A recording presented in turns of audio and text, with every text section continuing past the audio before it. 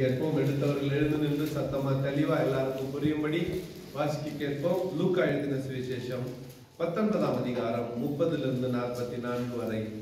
உங்களுக்கு எதிரே இருக்கிற கிராமத்துக்கு போங்கள்.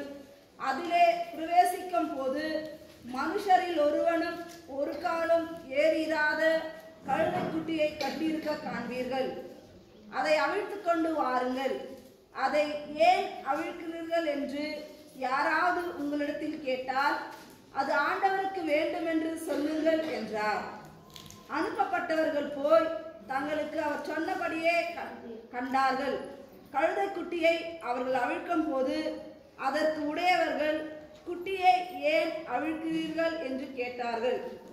அதற்கு அவர்கள் அது ஆண்டவருக்கு வேண்டும் என்று சொல்லி அதை இயேசுவினிடத்தில் கொண்டு வந்து தங்கள் வஸ்திரங்களை அதன் மேல் போட்டு இயேசுவை அதன் மேல் ஏற்றினார்கள்.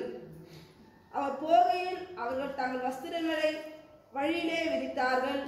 அவர் ஒலிவ மலையின் அடிவாரத்துக்கு சமீபமாய் வருகையில் திரளான கூட்டமாகிய சீஷர் எல்லாரும் தாங்கள் கண்ட சகல அற்புதங்களையும் குறித்து சந்தோஷப்பட்டு, கர்த்தருடைய நாமத்தினாலே வருகிற ராஜா ஸ்தோத்திரிக்கப்பட்டவர், பரலோகத்திலே சமாதானமும் உன்னதத்திலே மகிமையும் உண்டாவதாக என்று மிகுந்த சத்தத்தோடு தேவனை புகழ்ந்தார்கள். அப்பொழுது கூட்டத்தில் இருந்த பரிசேயரில் சிலர் அவரை நோக்கி, போதகரே, உம்முடைய சீஷரை அதட்டும் என்றார்கள். அவர்களுக்கு அவர் பிரதியுத்தரமாக, இவர்கள் பேசாமல் இருந்தால் கல்லுகளே கூப்பிடும் என்று உங்களுக்கு சொல்லுகிறேன் என்றார். அவர் சமீபமாய் வந்தபோது நகரத்தை பார்த்து அதற்காக கண்ணீர் விட்டு அழுது, உனக்கு கிடைத்த இந்த நாளிலாகிலும் உன் சமாதானத்துக்கு ஏற்றவைகளை நீ அறிந்திருந்தாயானால் நலமாயிருக்கும். இப்பொழுதோ அவைகள் உன் கண்களுக்கு மறைவாயிருக்கிறது. உன்னை சந்திக்கும் காலத்தை நீ அறியாமல் போனபடியால் உன் சத்துருக்கள் உன்னை சூழ மதில் போட்டு உன்னை வளைந்து கொண்டு எப்பக்கத்திலும் உன்னை நெருக்கி உன்னையும் உன்னிலுள்ள உன் பிள்ளைகளையும் தரையாக்கி போட்டு உன்னிடத்தில் ஒரு கல்லின் மேல் ஒரு கல் இராதபடிக்கு செய்யும் நாட்கள் உனக்கு வரும் என்றார். இது இந்த அருமையான காலவெளியில பாம் சண்டே, குருத்தோலை ஞாயிறு. முதலாவது இந்த சம்பவம் நடந்தது ஞாயிற்றுக்கிழமையில, திங்கக்கிழமை. இதுக்கு ஆங்கிலத்துல ட்ரையம்பல் என்ட்ரின்னு கூட பேரு. ராஜபவனி தமிழ்ல என்ன பேரு? ராஜபவனி. இது ட்ரையம்பல் என்ட்ரியும் இல்ல, இது ஞாயிற்றுக்கிழமை நடந்த சம்பவமும் அல்ல. இது திங்கக்கிழமை நடந்த சம்பவம். ஆனால் சபையானது ஒரு ஞாயிற்றுக்கிழமை இருந்தா ஒரு கொண்டாட்டம், செலிப்ரேஷன், ப்ரீ செலிப்ரேஷன் சொல்லுவாங்க. இன்னும் ஒரு 4 நாள்ல இது சிலுவையில் அறையப்படுகிற பெரிய வெள்ளி வருகிறது.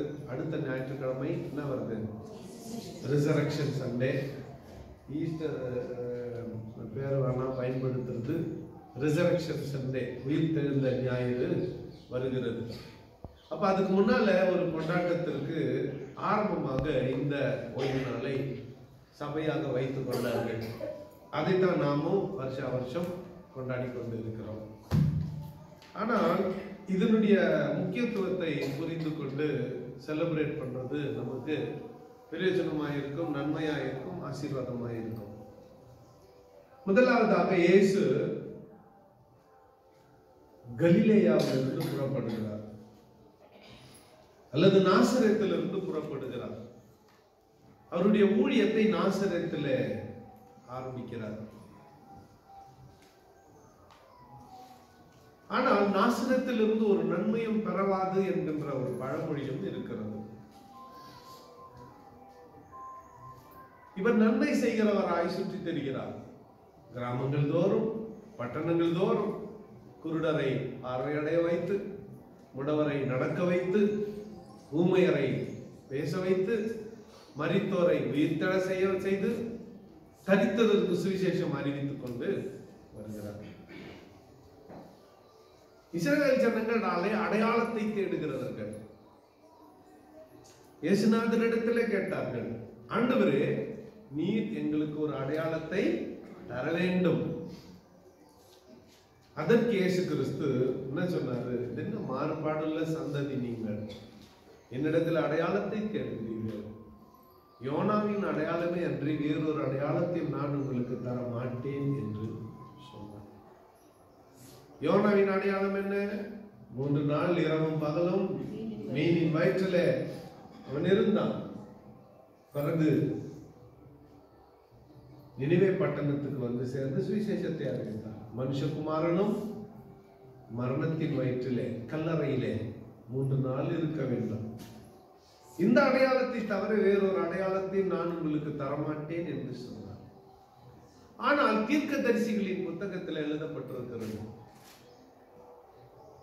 இயேசு கழுதையின் மீதும் கழுதை குட்டி ஆகிய மரியின் மீதும் ராஜா வருவார் என்கின்ற வாக்குத்தத்தம் தீர்க்க தரிசனம் இவரை குறித்து உரைக்கப்பட்டிருக்கிறது. எப்படியாவது என் ஜனம், என் சகோதரர் இதை நான் செய்வதனாலே இதை கண்டு என்னை ஏற்றுக்கொள்வார்களோ என்கின்ற ஒரு எதிர்பார்ப்போடு மறைத்து வைக்கப்பட்டிருந்த தரிசனத்தை, தீர்க்க தரிசனத்தை இந்த செயலால் அவர் வெளிப்படுத்துகிறார். எந்த செயலால்? கழுதையின் மேலே ஏறி எருசலேமுக்குள் பிரவேசிக்கிறதினாலே அவர் வெளிப்படுத்துகிறார். இயேசு தம்முடைய சீஷர்களில் 2 அழைத்து, உங்களுக்கு அருகான பெத்பகே, பெத்தானியா என்னும் ஊர்களுக்கு சமீபித்த போது அவர் தம்முடைய சீஷர்களில் 2 பேரை நோக்கி, உங்களுக்கு எதிரே இருக்கிற கிராமத்துக்கு போங்கள். அதில் பிரவேசிக்கும் போது மனுஷரில் ஒருவனும் ஒரு காலம் ஏறியிராத கழுதையையும் கழுதை குட்டியையும் கட்டியிருக்க காண்பீர்கள். அதை அவிழ்த்து கொண்டு வாருங்கள். அதை ஏன் அவிழ்க்கிறீர்கள் என்று கேட்டால், அது ஆண்டவருக்கு வேண்டும் என்று சொல்லுங்கள். அனுப்பப்பட்டவர்கள் அப்படியே போனார்கள். அங்கே கழுதையும் கழுதை குட்டியும் கட்டி வைக்கப்பட்டிருந்தது. வழக்கமா இந்த உலகத்துல கட்டி வச்சு வளர்க்காத ஒரே மிருகம் எதுன்னா அது தண்ணி. அது கட்ட வேண்டியது 2-3 இடம் தான், வேற எங்க போவாங்க. ஈஸியா கண்டுபிடிச்சிடலாம். 2-3 இடம் தான். சிலருக்கு அது ஊரெல்லாம் சுத்தம் நாய். டிராக்டர் இல்ல, நான் என்ன பார்க்கறேன், கைதி இருக்கிறேன். 2-3 இடம். ஆட்டங்கரை எஜமான் வீடு கோவம் வந்துச்சுன்னா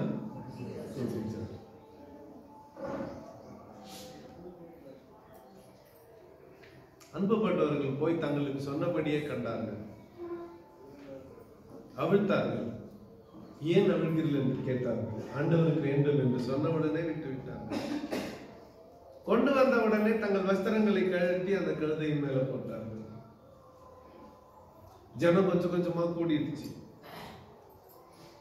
ஒலிய மரத்தின் அடிவாரத்துக்கு சமீபமாய் வரும் பொழுது திரளான கூட்டமாகிய சீஷர் வந்து 38ஆம் வசனத்தை வாசிக்கலாம். கர்த்தருடைய நாமத்தினாலே வருகிற ராஜா ஸ்தோத்திரிக்கப்பட்டவர், பரலோகத்திலே சமாதானமும் உன்னதத்திலே மகிமையும் உண்டாவதாக என்று மிகுந்த சத்தத்தோடு தேவனை புகழ்ந்தார்கள். 118ஆம் சங்கீதம் 26ஆம் வசனத்தை வாசிக்கலாம்.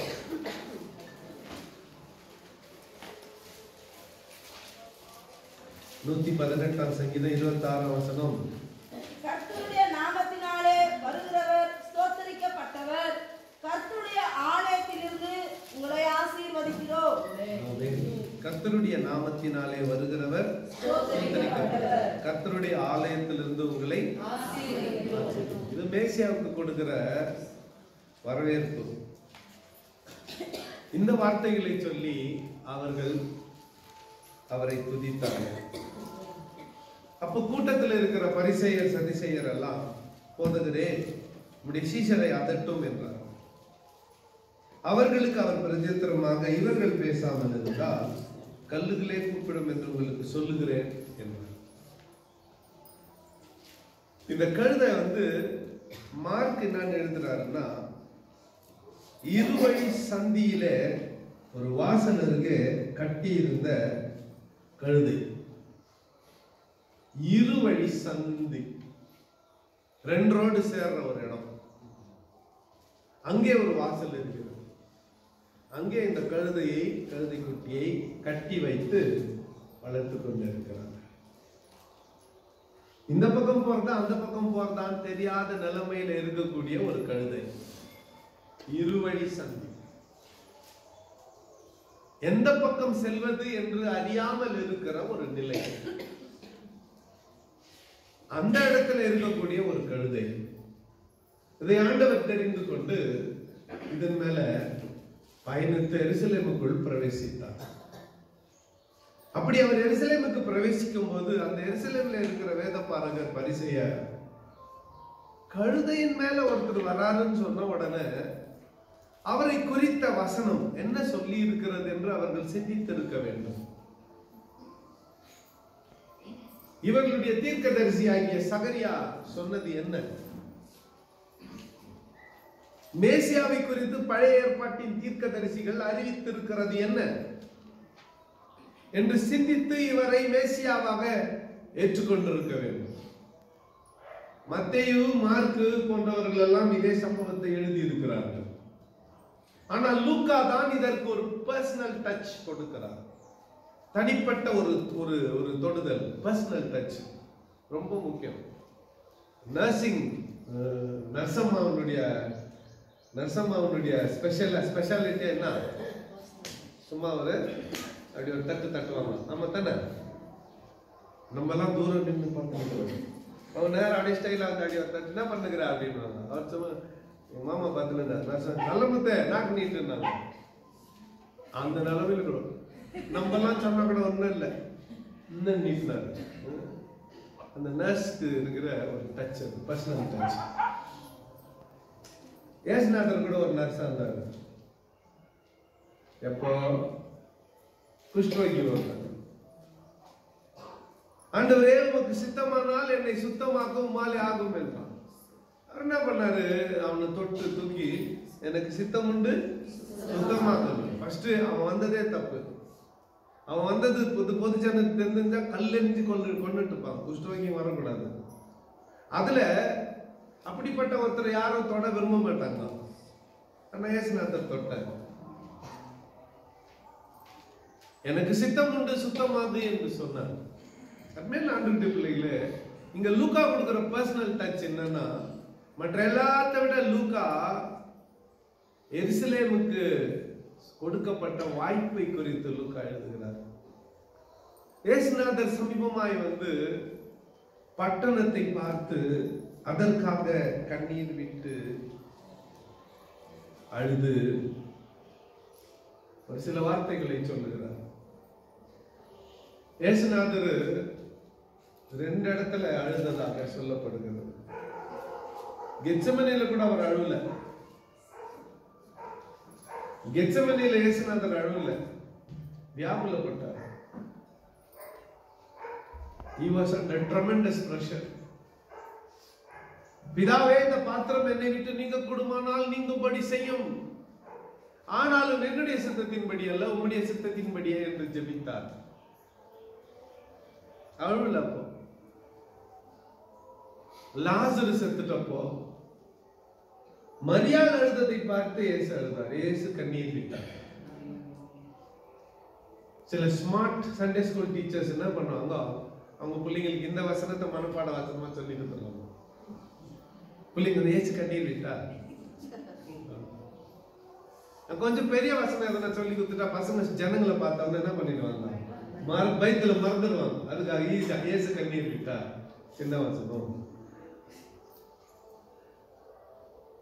ஆமா, லாசரு மரணத்தின் நிமித்தமாக இயேசு கண்ணீர் விட்டார். அழுத மரியாளுக்காக இயேசு கண்ணீர் விட்டார்.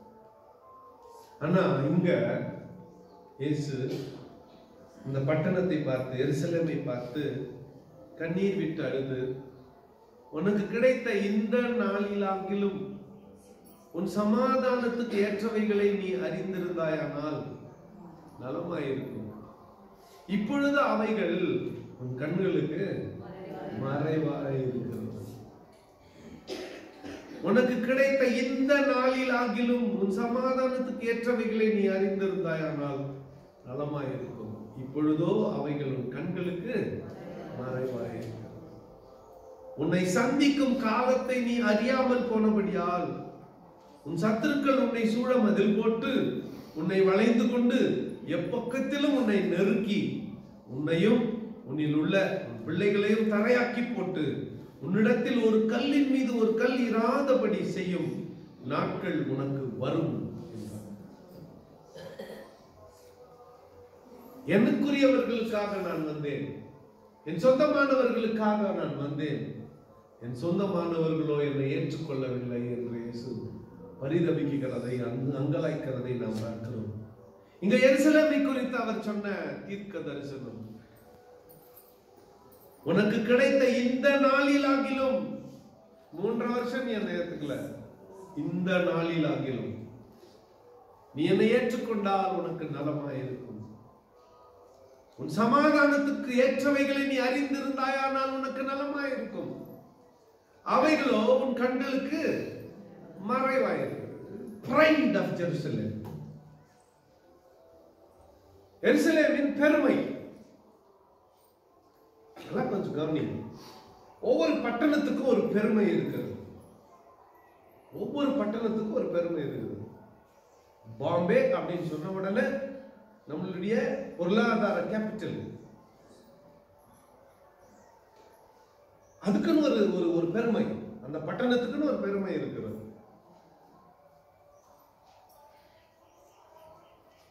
வரிசையா சொல்லிட்டு போலாம்.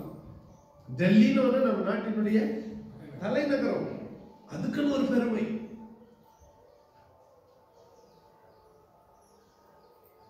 பெங்களூர் அதுக்கு ஒரு பெருமை. சிலிகான் வேலி. ஹைதராபாத் அதுக்கு ஒரு பெருமை. IT city. இப்படி வரிசையா சொல்லிட்டு போலாம். அந்த நாட்களிலே எருசலேமுக்கு ஒரு பெருமை. Pride of Jerusalem. அது என்ன? அதுக்குன்னு ஒரு சில மத தலைவர்கள். அது ஒரு பெரிய தேவாலயம், சாலமோன் கட்டின தேவாலயம். எருசலேமின் பெருமைக்கு பெருமை சேர்த்தது தேவாலயம், மிகப்பெரிய தேவாலயம், வெளியேற பெற்ற தேவாலயம், தங்கத்தை காட்சி ஊத்தின ஒரு தேவாலயம். இந்த பெருமை நிமித்தமாய் தாழ்மையாக வந்த ராஜாவை, தாழ்மையாக வந்த மேசியாவை, தாழ்மையாக வந்த தீர்க்கதரிசியை இந்த பெருமை இந்த பட்டணம் ஏற்றுக்கொள்ளவில்லை. ரோம அரசாட்சியை ஏற்றுக்கொண்டது வேற வழி இல்லை. ஏரோதியர்கள் அவங்க சொல்றதை கேட்டுச்சு, வேற வழி இல்லை, அவர்களுக்கு கட்டுப்பட்டு இருக்கிறார்கள். தீர்க்கதரிசியாக ஒருவர் வருகிறார், கழுதையின் மேல வருகிறார். இந்த பட்டணத்துக்கு இந்த கழுதையின் மேல வரவரை பார்த்தா ஏளனம்.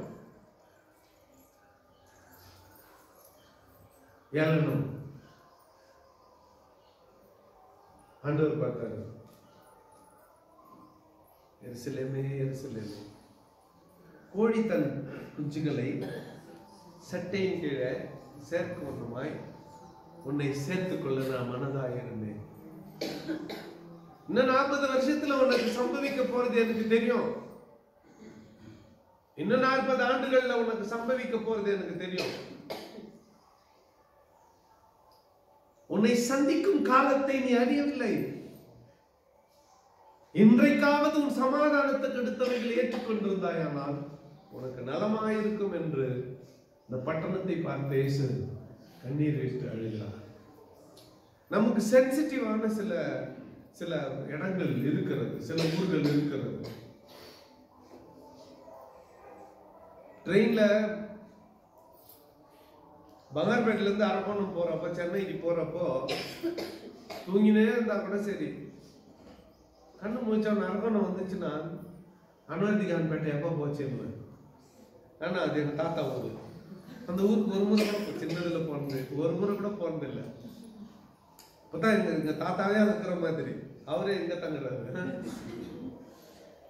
நமக்கு ஒரு சென்சிட்டிவான இயேசுநாதருக்கு அப்படிப்பட்ட ஒரு இடம் தேவாலயம். அந்த உப்பரியின் மேல பிசாசு அவரை கொண்டு போய் நிறுத்தி சோதிச்சால. ஆமா, இந்த எருசலேம் ஒரு சென்சிட்டிவான ஒரு இடம் இயேசுநாதருக்கு. அது என்ன ஏத்துக்கலனாலும் நான் அதை கைவிட முடியாது, நான் அதை விட முடியாது. அதற்காக பிரயாசப்பட்டார். அதற்காகவே கழுதையின் மேல வந்தார். ஒரு அடையாளத்தை காமிச்சார். அடையாளத்தை கேட்கறவங்க தானே நீங்க. தீர்க்கதரிசி சொன்ன அடையாளத்தை உங்களுக்கு காட்டுகிறேன், கழுதை மேல வர, அப்போவாவது நீங்கள் என்னை புரிந்து கொள்வீர்களா பார்க்கலாம். இது ஆண்டவருடைய முயற்சி. அவர்களோ அப்பொழுதும் புரிந்து கொள்ளவில்லை.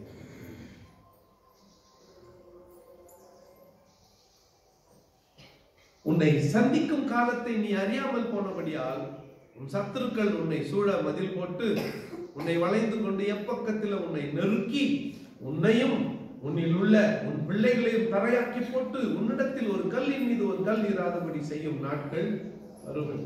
அப்படின்னா இந்த பட்டணத்துக்கு பெருமைன்னு நீங்க கேட்கலாம். அந்த நாட்களிலே உலக அளவுல 3, 4, 5 பட்டணத்தை தான் சொல்ல முடியும். உலக அளவுல அதுல ஒண்ணு எருசலேம். பெருசா நினைச்சுக்காதீங்க. இப்படி ஒரு 400 மீட்டர், அப்படி ஒரு 400 மீட்டர், அப்படி ஒரு 400 மீட்டர், அவ்வளவுதான். 800 metres, 800 square metres. 1 kilometre 1 square kilometre வச்சுக்கலாமே. நடந்தீங்கன்னா காலையில வாக்கிங் போற மாதிரி ஒரு ரவுண்ட் அப்படி போயிட்டு அப்படி வந்துடலாம். 20 நிமிஷத்துல, அரை ஹவர்ல அப்படி நடந்துட்டு வந்துடலாம். அவ்வளவு பெருசா எருசலேம். சுற்றி நடந்தா ஒரு அரை ஹவர்ல நடந்து வந்துடலாம். சைக்கிள்ல போனா ஒரு 1/4 மணி நேரம், 15 நிமிஷம், 10 நிமிஷம் அப்படி போய் வேகமா வந்துடலாம். அவ்வளவு சின்ன பட்டணம். ஆனால் அந்த நகரத்துக்கு என்று பெருமை இருக்கிறது. அது தாவீதின் நகரம். தாவீது தலைநகரமாக கொண்டு அரசாட்சி செய்த நகரம். அந்த நகரத்துக்குள்ளே சாலமோன் கட்டின மகா பெரிய தேவாலயம் இருக்கிறது. எசேக்கியேல் நாட்கள் வரையிலே கர்த்தருடைய பிரசன்னம் அந்த தேவாலயத்தில் இருந்தது. செக்கினா மகிமை இருந்தது.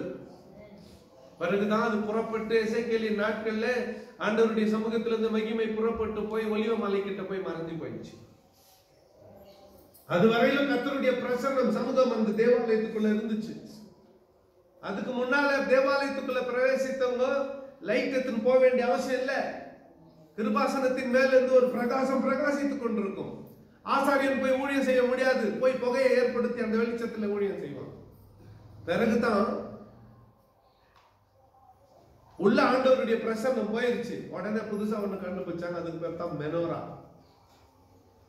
7 கிளைகளை கொண்ட குத்து விளக்கு. அதுல விளக்கு கொளுத்தின்னு உள்ள போனாருங்க.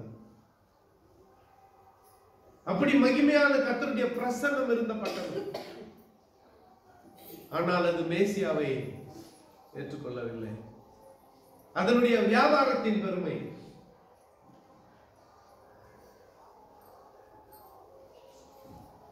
Religious pride.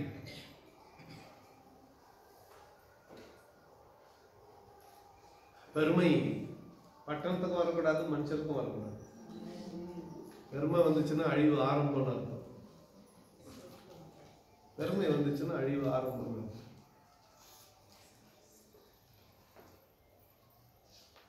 எச்சரிக்கப்படுகிறோம் நாம கூட. இந்த பகுதியினால நமக்குள்ள கூட பெருமை வரக்கூடாது. எந்த அளவுக்குனா கர்த்தருடைய உயர்த்தின்னு போட்டோம், பெருமை மாத்திரம் வரக்கூடாது. எல்லாம் கர்த்தருடையதுன்னு சொல்லி போயிடணும். ஆண்டவரே முடியாது நீதான் என்று சொல்லிக் கொண்டு போய்விட வேண்டும். பெருமை நம்முடைய வாழ்க்கையில வளர விட்டால் எவ்வளவு உயரத்துக்கு போனோமோ அவ்வளவு தாழ விழுந்துடும்.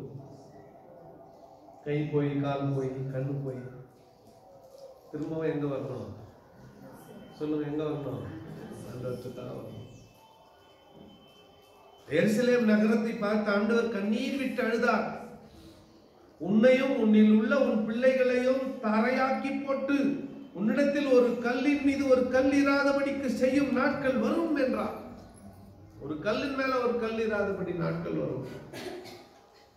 AD 66 யூதர்கள் ரோமர்களுக்கு விரோதமாய் கிளர்ச்சி செய்தார்கள். ஹிஸ்டரி சொல்றேன் கேளுங்க. கிளர்ச்சி செய்தார்கள். இனி உங்களுக்கு அடிமைகளாக நாங்கள் இருக்க மாட்டோம் என்றார்கள். அப்போ ரோமாபுரியிலிருந்து ஒரு செய்தி வந்துச்சு, ஒரு தகவல் வந்துச்சு. தங்களுடைய சேனைக்கு சொன்னாங்க, போய் எருசலேமை முற்றுகை போட்டு விடுங்க. எருசலேமை முற்றுகை போட்டு விடுங்கள்னு சொன்னாங்க. முற்றுகை போட்டாங்க. வெளியேந்து ஒண்ணு உள்ள போக முடியாது, உள்ளது ஒண்ணு வெளியே வர முடியாது. முற்றுகை போட்டாச்சு. ஒரு அரிசி பருப்பு எண்ணெய் கூட உள்ள போக முடியாது. அங்க ஒண்ணும் விளையாது. அது ஒரு மலை மேல இருக்கிற பட்டணம், பில்டிங்ஸ் தான் இருக்குது, எதுவுமே கிடையாது. எல்லாம் வெளியில இருந்து போகணும். அதிகப்படியாக 1-2 ஒலிவு மரங்கள் இருக்கும். மற்றதெல்லாம் வெளியே இருந்து போகணும். முற்றுகை மிக கொடியதாச்சு. ஒரு நாள் ரோமாபுரியிலிருந்து ஒரு செய்தி வந்துச்சு. செய்தி வந்த போது அசீரியர்கள் ரோமாபுரியை தாக்க வருகிறார்கள், ஆக எருசலேம் முற்றுகையை கைவிட்டு வாருங்கள் என்ற செய்தி வந்துச்சு. இன்னைக்கு வரலாம் அந்த செய்தி யார் மூலமா வந்துச்சுன்னு கண்டுபிடிக்க முடியல. உடனே ஆர்மி என்ன பண்ணாங்க, இந்த இடத்த காலி பண்ணின்னு ரிவர்ஸ் போறாங்க, ரோமாபுரிக்கு போறாங்க. அந்த ஒரே ராத்திரி கிளியோப்பா என்கின்ற ஒரு சீசன் மூலமாக எம்மாவுக்கு போகிற வழியில இருக்கிற அந்த வாசல் வழியாக 20,000 ரட்சிக்கப்பட்ட யூதர்கள் ஒரே ராத்திரி தப்பிச்சிட்டாங்க. ஒரே ராத்திரி ரட்சிக்கப்பட்ட யூதர்கள் அப்படின்னா இயேசுவை சொந்த ரட்சகராய் ஏற்றுக்கொண்ட யூதர்கள் அந்த ஒரே ராத்திரி எருசலேம் விட்டு வெளியே வந்துட்டாங்க.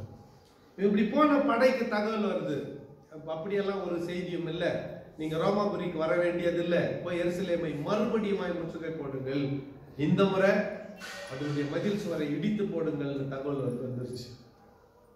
திரும்பி வந்த அந்த ஆர்மி என்ன பண்ணாங்க, மகா கோபமாய் எருசலேமுடைய மதில் சுவரை இடிச்சு போட்டு தேவாலயத்தை தீக்கிரையாக்கி அங்க இருக்கிற அத்தனை பேரையும் கொண்டு போட்டாங்க.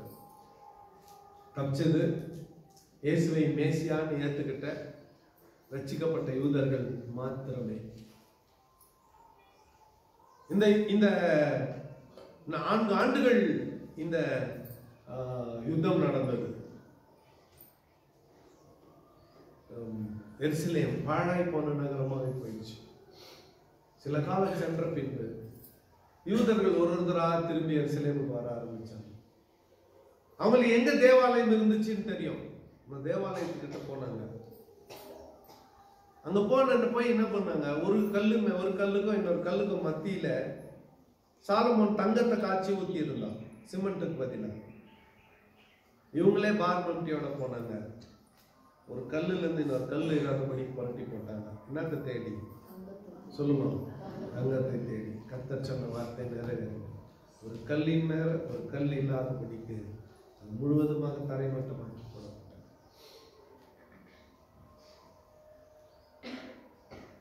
எருசலேமுக்கு வந்த நிலைமை இது. எருசலேமுக்கு வந்த முடிவு காரணம் பெருமை. அருமையான ஆண்டவருடைய பிள்ளைகள், எருசலேமிலிருந்து பார்த்து நாம் ஒரு பாடத்தை கற்றுக்கொள்ள வேண்டும். இந்த பெருமை நம்முடைய வாழ்க்கையில வராதபடி பார்த்துக் கொள்ள வேண்டும். என்ன உயரத்தில் ஆண்டவர் உன்னை பறக்க வைத்தாலும், என்ன உயரத்தில் ஆண்டவர் உன்னை பறக்க வைத்தாலும், நீ நார்த் ட்ரையாங்கிள் ஆஃப் நம்பர் 17 என்பதை மறக்கக்கூடாது. ஒரு முறை சிங்கப்பூர்ல ஜாஷுவையா ஒரு ஹோட்டல்ல எனக்கும் நிக்கலாஸ்க்கும் சாப்பாடு வாங்கி கொடுக்க கூட்டு போனாங்க. நான் சாண்டில், நிக்கலாஸும் ஆப் பேண்ட்டு சாண்டில் பண்ணாங்க. ஜாஷுவையா ஷூ போட்டு கரெக்டாக அவர் கரெக்டாக இருக்கிறார். நாங்கள் போய் உட்காந்தோம். ஒரு பொண்ணு நேராக எங்கள் டேபிள் கிட்ட வந்துட்டு சிரிச்சுட்டு, sorry sir, I can not serve you meal அப்படின்னு வந்துச்சு. உங்களுக்கு சாப்பாடு போட முடியாது. ஜாஷுவா வை அப்படின்னு.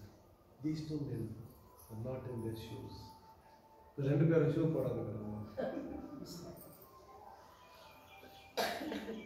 அந்த அந்த ஹோட்டல் 26வது மாடியில் மேலே ஒரு கப்பல் ஷேப்பில், சிங்கப்பூருக்குன்னே ஒரு ஷேப்பில் அந்த ஹோட்டல். அது மேலே போயிட்டு பார்த்துட்டு வரதுக்கு $100 கட்டணும். அந்த மாதிரி எவ்வளோ வேணும். போனோம், சாப்பாடு போடலான்னு சொல்லி ரொம்ப வருத்தமாக கிடவும். இதை விட்டா நெக்ஸ்ட் ஃபுட் கோர்ட் அங்கே ஒரு இடம் 10-15 கடை இருக்கும். நம்ம $5 $6 கொடுத்துட்டு நம்ம தேவையான வாங்கி சாப்பிடுவோம். அந்த மாதிரி ஒரு இடத்துல சாப்பிட்டு திரும்பி வந்து சொல்லுவோம். நாளைக்கு இந்தியாவுக்கு வர போகிறேன். அன்றைக்கி சாயந்தரம் திரும்பி ஜாஷுவா போகிறோம். ஃபஸ்ட்டு தான் இன்னைக்கு நைட்டு அதை மீட் பண்ணலாம். போன உடனே இந்த முறை ஞாபகமா என்ன பண்ண போயிட்டாங்க. அந்த ஜாஷுவா நிக்கலஸ் 3 பேர் போனோம். பொண்ணு எந்த பொண்ணு சோறு போகிறதில்ல திருப்பி அனுப்பிச்சோ அதே பொண்ணுக்கு welcome sir please take the seat சாப்பாடு. அங்கே அந்த அந்த இடத்துல உட்காந்து பார்த்தா அதுவும் சிங்கப்பூரே தெரியும். பக்கம் பார்த்தா கடல், இது மேலே பார்த்தா மலேசியா வெளிச்சம். நான் நினச்சிக்கிறது வீட் நம்பர் 17 நான் ட்ரெயினில் வராண்டாவில் வரிசையாக 6-5 பேர் பத்துன்னு பாரு. பத்துன்னு ஒருத்தர் தூங்கிட்டவொன்னா அவங்க தலையில் இருக்கிற தலக்காண்டி எடுத்துட்டு வந்து மூச்சுக்கிறவங்க பத்துன்னு தூங்கணும் பாரு. ஒரு மிலிட்ரி கம்பெனி வச்சு 2 ஆயிடுச்சு பாரு. அதை நான் மறப்பதில்லை, அதை நான் மறப்பதில்லை. என்ன உயரங்களுக்கு நம்ம போனாலும் நாம வெட்டி எடுக்கப்பட்ட அந்த இடத்தை, தோண்டி எடுக்கப்பட்ட அந்த இடத்தை, கர்த்தர் நம்மளை பிரிச்சு எடுத்தாரு அந்த இடத்தை மறக்கக்கூடாது. இன்னும் உயரங்களுக்கு கர்த்தர் கொண்டு போவார், இன்னும் உயரங்களுக்கு கர்த்தர் கொண்டு போவார். முதல் முறை நியூயார்க் சிட்டியில இறங்குற விமானத்துல டிராபிக் ஜாம் ஆயிடுச்சு. அப்படின்னு என்ன தெரியுமா, விமானம் தரையிறங்க முடியல, முன்னால் 5 விமானங்கள் சுத்தி கொண்டு இருக்கிறது. அப்ப என்ன பண்ணா எங்க பைலட், நான் போன அந்த விமானத்தினுடைய பைலட், நியூயார்க் சிட்டி ஒரு ரவுண்ட் 25 minutes. அதுக்குன்னே சில விமானங்கள் இருக்கிறது. நீ பணம் கொடுத்து டிக்கெட் கொடுத்து ஏறி உட்காரணும். அவங்க ஒரு ரவுண்டு நியூயார்க் சிட்டியை அந்த லைட் வெளிச்சத்தை காமிச்சிட்டு இருந்து அந்த இடத்துக்கு வந்தான். டிராஃபிக் ஜாம் நிமித்தமா நான் போன விமானம் என்ன ஆயிடுச்சு, ஃப்ரீ ட்ரிப் நியூயார்க் சிட்டி. உண்மையாக நான் சொல்றேன், அதெல்லாம் ஒரு அற்புதமான ஒரு காட்சி. ரைட்டா, அங்க பறந்து இருக்கிறப்ப கூட நினைச்சது வீட்டுல 17 எங்க போனாலும் அதுதான் நம்மளுக்கு ரெஃபரன்ஸ் பாயிண்ட். எங்க போனாலும் அதுதான் நம்மளுக்கு ரெஃபரன்ஸ் பாயிண்ட். அந்த இடத்துல இருந்து ஆண்டவர் நம்மள சொல்லிட்டு இருக்கலாம். இந்த டைம் பிளாக் ஜாம மழை வந்தா என்ன பண்ணணும் தெரியாது சொல்லலாம். ஆனா உள் மனசுல நாம எங்கிருந்து எடுக்கப்பட்டோம், நாம எங்கிருந்து வந்தோம், நம்முடைய நிலைமை என்ன, நம்முடைய கடந்த காலம் என்ன என்பதை உயிருள்ள வரையில மறந்துச்சு சில. அதனால தீக்கரையாக்கப்பட்டது. ஆனால் இது தற்காலிகமான ஒரு கைவிடல் தான். கர்த்தர் மறுபடியும் இந்த பட்டணத்தை என்ன பண்ணுவாரு, தன்னுடைய பழைய குளோரிக்கு தூக்கி நிறுத்தினார். 1948 வருஷம், 2000 வருஷம் கழிச்சு, ஏறத்தாழ 48 வருஷம் தனி நாடாக பிரகடனப்படுத்தப்பட்டுச்சு. இன்னைக்கு போய் பாருங்க, இது தன்னுடைய தனி மகிமையில நின்று கொண்டு இருக்கிறது. எல்லா பிரச்சனையும் சால்வ் ஆயிடுச்சுன்னு சொல்ல முடியாது. அந்த சின்ன ஊர்ல 4 பேர் இது எங்க பங்கு இது எங்க பங்குன்னு இருக்கிறாங்க. ஆனாலும் இன்றைக்கு ஒரு நாடாக நின்று கொண்டு இருக்கிறது. இந்த இதுல இருந்து ஒரு பாடத்தை கற்றுறோம் பிள்ளைகளே. பெருமை நம்ம வாழ்க்கையில் வேண்டாம், தாழ்மையாக இருக்கும். தூரங்களை கர்த்தர் கடக்க செய்வார், உயரங்களிலே நம்மை பறக்க செய்வார், உன்னதங்களிலே நம்மை ஏற செய்வார். நம் கால்களை மான் கால்களை போலாக்கி உன்னதமான உயர்ந்த ஸ்தலங்களிலே நம்மை நடக்க வைப்பார். இதிலிருந்து ஒரு பாடத்தை நாம் கற்கிறோம். நம்முடைய வாழ்க்கை ஆண்டவருக்கு முன்பதாக சரி செய்யப்படட்டும். கர்த்தரை நோக்கி நாம் பிரார்த்தனை செய்வோம்.